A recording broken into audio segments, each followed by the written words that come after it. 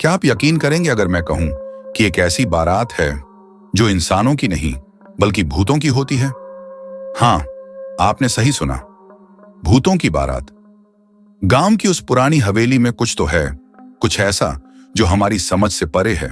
कहते हैं वहां एक राजकुमारी रहती थी जिसने प्यार तो किया मगर कभी अपना प्यार नहीं पा सकी, और उसी अधूरे प्यार के साथ उसकी आत्मा उसी हवेली में कैद हो गई।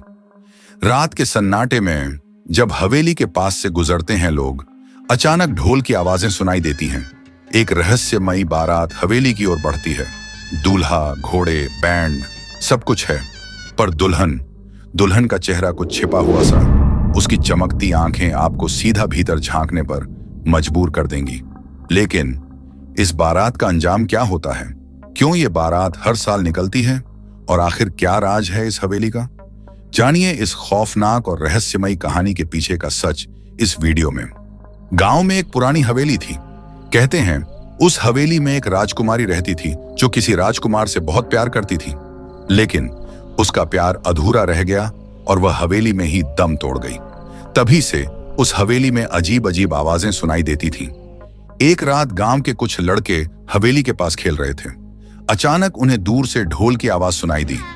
उन्होंने एक दूसरे को इशारा किया और धीरे धीरे आवाज की तरफ बढ़ने लगे। जैसे जैसे वे आगे बढ़ते गए, आवाज और स्पष्ट होती गई। थोड़ी देर बाद उन्हें एक अजीब नजारा दिखाई दिया। एक लंबी सी बारात हवेली की तरफ जा रही थी। बारात में घोड़े, बैंड और दुल्हन भी थी, लेकिन सब कुछ इतना अजीब लग रहा था। दुल्हन का चेहरा ढका हुआ था और उसकी आंखें चमक रही थीं। लड़के डर गए और वहीं छिप गए। उन्होंने देखा कि बारात हवेली के अंदर चली गई। थोड़ी देर बाद बारात वापस निकली, लेकिन इस बार दुल्हन नहीं थी। लड़के और डर गए और भाग खड़े हुए। कुछ दिन बाद गांव के एक बुजुर्ग ने लड़कों को बताया कि यह बारात असली नहीं थी बल्कि भूतों की बारात थी। राजकुमारी की आत्मा अब भी उस हवेली में भटक रही थी और हर साल अपनी शादी करती थी। बुजुर्ग ने लड़कों को सलाह दी कि वे कभी भी हवेली के पास न जाएं, लेकिन लड़कों को यह बात बिल्कुल पसंद नहीं आई। उन्हें इस रहस्य को सुलझाना था। एक रात लड़के फिर से हवेली के पास गए। इस बार वे हथियार लेकर गए थे। उन्होंने हवेली के दरवाजे पर पत्थर मारे और अंदर जाने की कोशिश की, लेकिन हवेली के अंदर से अजीब अजीब आवाजें आने लगी। लड़के डर गए और भाग खड़े हुए।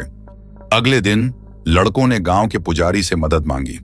पुजारी ने उन्हें बताया कि इस समस्या का सिर्फ एक ही तरीका है, उन्हें राजकुमारी की आत्मा को शांत करना होगा।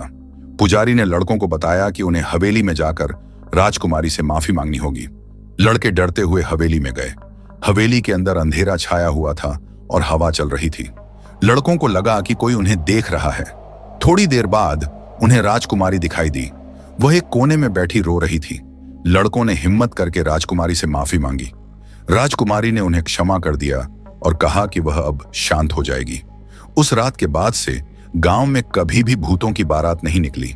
राजकुमारी की आत्मा को शांति मिल गई थी। गांव में भूतों की बारात की खबर फैल गई। कुछ लोग इसे सच मानने लगे, जबकि कुछ इसे महज एक अफवाह समझ रहे थे। लेकिन हवेली के रहस्य को जानने की इच्छा हर किसी के मन में थी। एक दिन एक युवा पत्रकार आकाश गांव आया। उसने भूतों की बारात के बारे में सुना था और इस रहस्य को सुलझाने की ठानी। उसने गांव के लोगों से बात की और उन्हें बताया कि वह इस घटना के बारे में लिखना चाहता है। गांव के लोग आकाश को हवेली तक ले गए। जब आकाश हवेली के पास पहुंचा तो उसे अजीब सा महसूस हुआ। हवेली बहुत पुरानी थी और उसमें एक अजीब सी ऊर्जा थी। आकाश ने हवेली के अंदर जाने की कोशिश की, लेकिन दरवाजा बंद था। उसने खिड़की से अंदर झांका, लेकिन कुछ भी नहीं दिखा। तभी उसे एक आवाज सुनाई दी। वह आवाज हवेली के अंदर से आ रही थी। आकाश ने आवाज का पीछा किया। वह एक कमरे तक पहुंचा। कमरे के अंदर बहुत अंधेरा था, लेकिन आकाश को लगा कि वहां कोई है। उसने धीरे धीरे आगे बढ़ा और कमरे के अंदर देखा। कमरे में एक पुराना तालाब था। तालाब के पानी में एक महिला का प्रतिबिंब दिख रहा था। वह महिला राजकुमारी की तरह दिख रही थी। आकाश ने अपनी आंखें मसली, लेकिन महिला का प्रतिबिंब अभी भी वहीं था। तभी महिला ने अपनी आंखें खोली। आकाश डर गया और पीछे हटने लगा, लेकिन महिला ने उसे रोका। डरो मत आकाश, महिला ने कहा, मैं तुम्हें कुछ बताना चाहती हूं। महिला ने बताया कि उसका नाम प्रिया था। वह उस हवेली की राजकुमारी थी। उसने एक राजकुमार से प्यार किया था, लेकिन उसके पिता ने उनकी शादी नहीं होने दी। इस दुख से प्रिया की मृत्यु हो गई। मैं इस हवेली में कैद हो गई। प्रिया ने कहा, मुझे इस दुख से मुक्ति चाहिए। आकाश ने प्रिया को बताया कि वह उसकी मदद करेगा।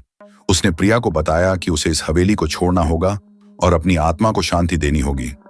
प्रिया ने आकाश की मदद स्वीकार कर ली। आकाश ने पुजारी से संपर्क किया और प्रिया की आत्मा को शांत करने के लिए एक पूजा का आयोजन किया। पूजा के बाद प्रिया की आत्मा शांति से चली गई। हवेली में अब कोई अजीब घटना नहीं होती थी। आकाश ने अपनी कहानी लिखी और गांव में प्रकाशित कर दी।